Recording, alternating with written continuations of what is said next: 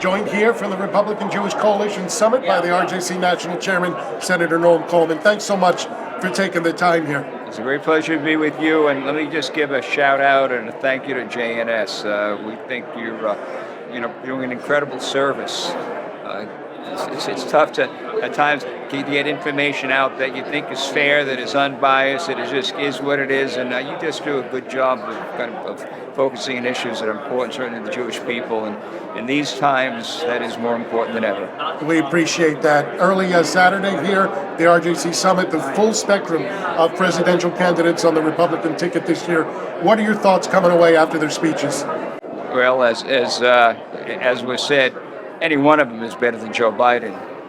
There's a lot of talent out there. And by the way, folks got great reactions. Certainly Donald Trump got a tremendous reaction, as he deserved to get. We have said, and I've said, I introduced him, a while ago, I used Diana. It would have been enough if it would have recognized Israel's sovereignty over the Golan. It would have obviously moved the embassy to Jerusalem.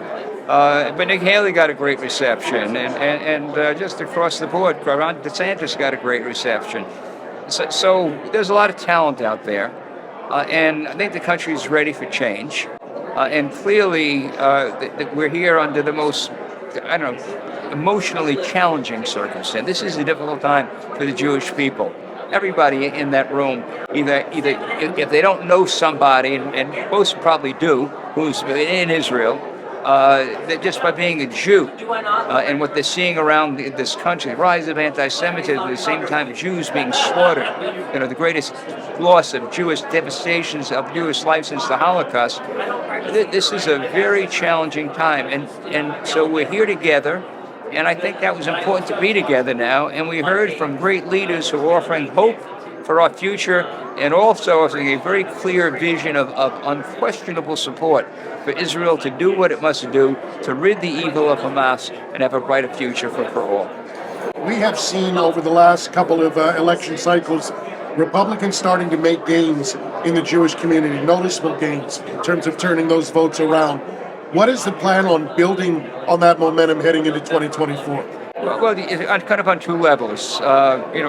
Grassroots, kind of the nuts and bolts of politics, and that is, working in Jewish communities, identifying, folks who you would hope would be supportive, just getting at the kind of mechanics of reaching out to the Jews. But I think there's kind of a larger thing going on here, and that is, and I hate the idea that we're moving towards kind of a partisan view, let's say, in Israel. But unfortunately, according to recent polling on the Democrat-based side, they're more sympathetic to the Palestinian cause than they are to Israel's cause. And so on Republicans, it's just the opposite.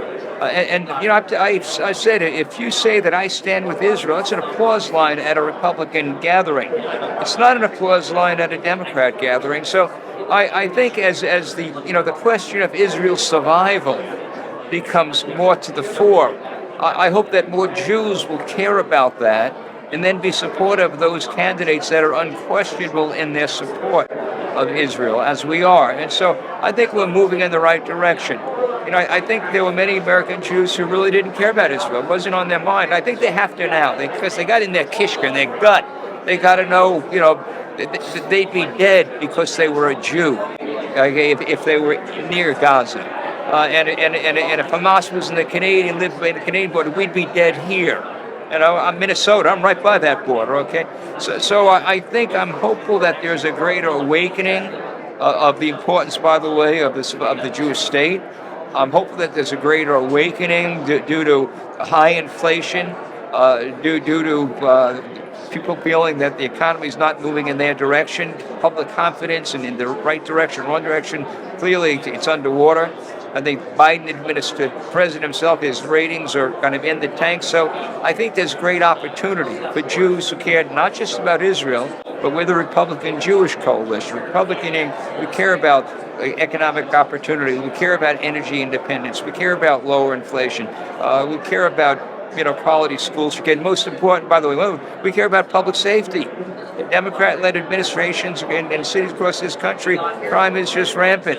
And so I think there's great opportunity both from the issue set as well as the Israel set, and I think those numbers are going to keep going up.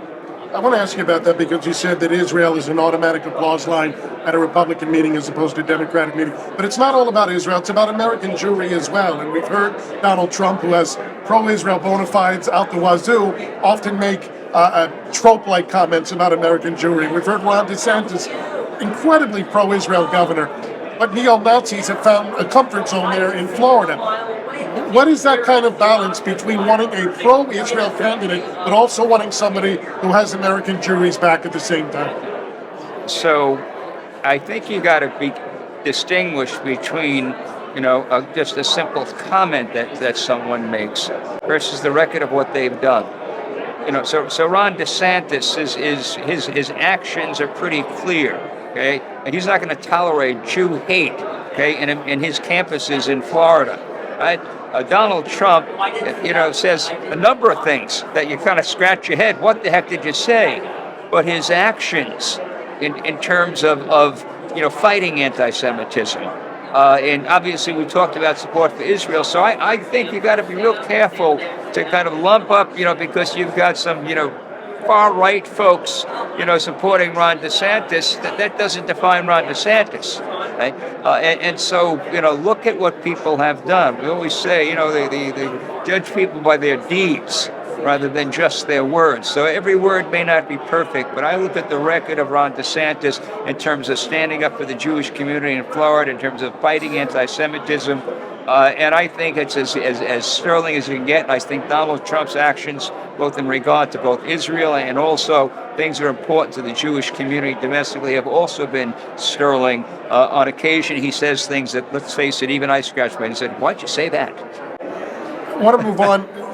There's so much energy focused on the presidential races, but it's larger than that. We've got Senate race coming up that's nearly split in terms of the Senate. The House, a very narrow margin right now for Republicans, so focus has to be there as well. Where are the RJC's priorities heading in to the next election cycle? Where do you place your resources, your finances heading into 2024? Well, certainly in places where Jews can make a difference, and in states that are contested states. So the Florida used to be. I think it's getting pretty strong, Republican territory now, but there'll be some energy there. Certainly a place like Pennsylvania and Michigan.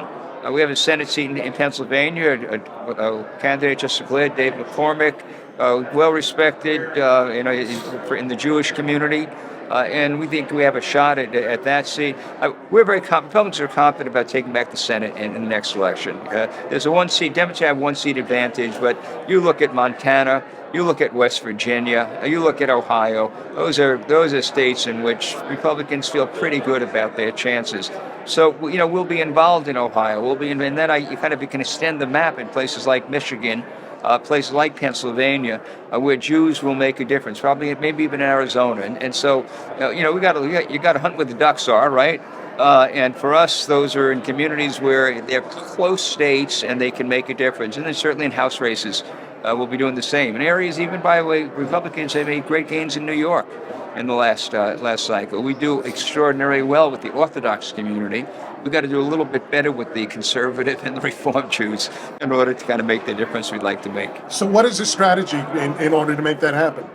Again, it's all outreach. It's simply getting out the message that if you care about, first, put the Israel, obviously that's out there, but that's not the only issue, again, Republican-Jewish coalition.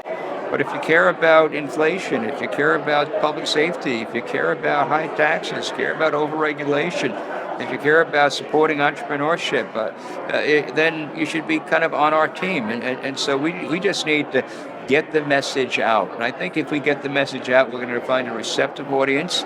The Jewish community, by and large, is a community that is well educated, that certainly listens and cogitates, and we think if you give the right information, if you say here's path A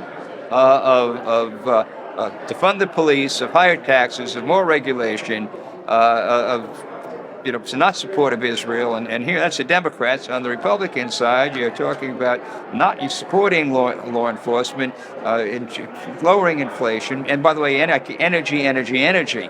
The Green New Deal hasn't worked out well for the American economy, so we should be using all the resources we have. I'm for more drilling. I'm for more renewables. I'm for I'm for everything. And unfortunately, this administration is not for using, drilling, not for, carbon fuels. In Pennsylvania, it doesn't sell. Pennsylvania, I think, what may be the second or third largest kind of energy producing state in the country. And you want to put all those people out of work because you have a vision that somehow we shouldn't be driving gas-powered vehicles in the next 5-10 years. I think there's a contrast of visions that bodes in the Republican favor. I think you're going to see us take back the Senate, win the presidency, and keep the House. I want to stay on the subject of Pennsylvania because that was one of the more controversial states for the RJC in the last election cycle. This is where I guess the Republican part of the RJC and the Jewish part of the RJC kind of sometimes get mixed. You had a candidate in Mehmet Oz who really had no record of pro-Israel advocacy, no ties to the Jewish community, but the Republican Party needed him to win in order to have a shot at taking the Senate. Let me challenge it, because Sure. I know Mehmet Oz personally. I've gotten to know him, Mehmet Oz is a Muslim. Okay, but Muslims are not enemies of the Jews. Oh, I okay, didn't suggest that. Hamas is the enemy. Islamic Jihad's the enemy. The PLO is the enemy, but not Muslims. And so Mehmet Oz clearly articulated a position of strength towards Israel. He would have been a fabulous supporter of Israel and of the Jewish community, the values of the Jewish community. He's a heart surgeon, a doctor. It was an incredible. And look what Pennsylvania got. Okay? They have a candidate who, one questions his capability to serve in the Senate. Be real candid. Ed Koch once said after he lost the election, the people have spoken; they deserve to be punished. So you stand by it. I stand by him because I know him, and his intellect, his character, and what I know to be I spent time with him, his commitment to Jewish values. He would have been a great addition to the United States Senate. No stepping back on that one at all. In New York, Lee Zeldin, at the gubernatorial level, was able to lift the tides of the congressional candidates. Can that be replicated in other states through where you can hone in on a particular subject at the higher ticket level and raise the votes at the lower ticket? Lee Zeldin did kind of lift all boats with the tide. Baruch Hashem. I mean, it was a wonderful thing. I think we need more Lee Zeldins. But it made it. I'm serious. We have a majority in the House of Representatives today because of New York and Lee Zeldin. Who is it? One of the speakers said, somebody who's not a conservative, not a big fan of liberal New York policy, said, I have to utter these words that I never thought I'd utter. 4 words. I love New York. That brought us a majority. It was so that shows you. And by the way, when you have candidates that don't do that, you suffer. We had a gubernatorial candidate in Pennsylvania that, in the end, it's hard to win when the guy at the top of the ticket is losing by 16, 17, or 19 points. So Zeldin brought in a majority in the House by picking up out of 5 seats, got the number in New York. We have to hold them now. We got to keep them. But the answer to that is we need more Lee Zeldins. Good luck with that. Lee's a unique person, but hopefully he can find more. Hey, RJC National Chairman, Senator Norm Coleman, thanks so much for joining us. We appreciate it. Thank you.